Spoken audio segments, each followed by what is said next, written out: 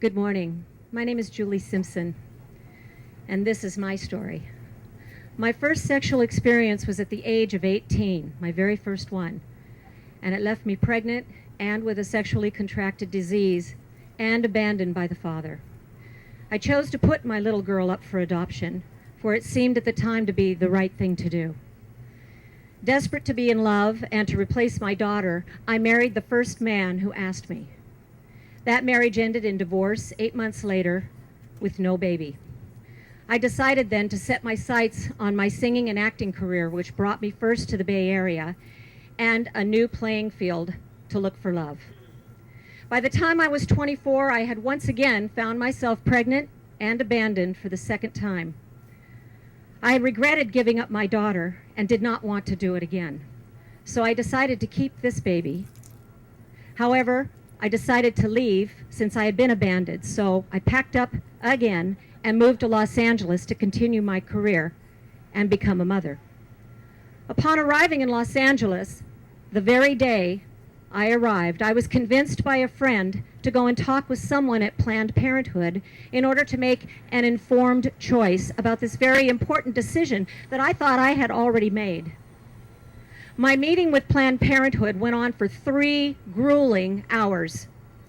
After many tears were shed, I finally relinquished myself to the fact that I had come to Los Angeles to pursue a singing and acting career, not to become a mother, and an abortion was the only answer.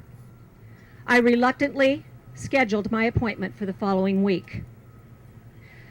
The day I arrived at Planned Parenthood, I arrived with a man I had just met the day before at an audition, who absolutely insisted upon taking me.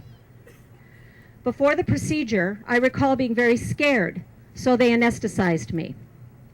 When I woke up, I cried, and I thanked the doctor profusely, for I thought that my dilemma had been resolved. But little did I know that I would careen down a 10-year path of self-destruction. I continued to pursue my career, yet I buried my pain in alcohol, sex, and drugs, trying everything I could to fill the hole that was left in my heart. My second marriage was to the man who took me to have the abortion, for I just transferred my feelings for the man who abandoned me onto the man who I thought had saved me.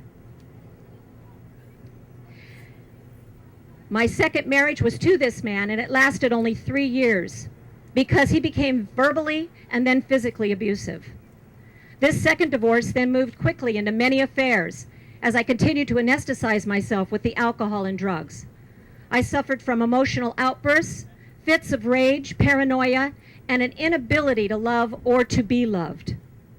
A third marriage happened, 3rd time's a charm, and seemed doomed from the beginning when I miscarried our first child, which left me more depressed and with such a sense of hopelessness, guilt, and shame that suicidal thoughts became a regular occurrence. When my third husband and I got pregnant again, I spent the entire pregnancy anticipating the loss of yet another child, and once he was born, I was unable to bond with him for the first year of his life.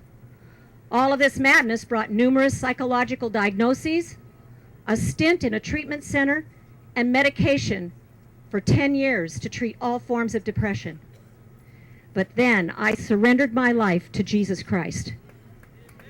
He came into what was left of a heart that had been bludgeoned with bad choices. I received healing through the Forgiven and Set Free program, and now I counsel other hurting women, which is such a blessing.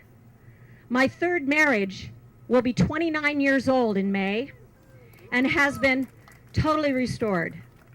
I have been delivered from 20 years of debilitating depression. I have been delivered for 20 years. I've been delivered of debilitating depression and antidepressant drugs. God replaced the children that I miscarried and aborted with 2 sons in this third marriage when I came to know Christ, and reunited me with the daughter I gave up for adoption. Yeah, God's good, huh? Yeah. What Satan tried to destroy, God has restored, and that is why I am silent no more.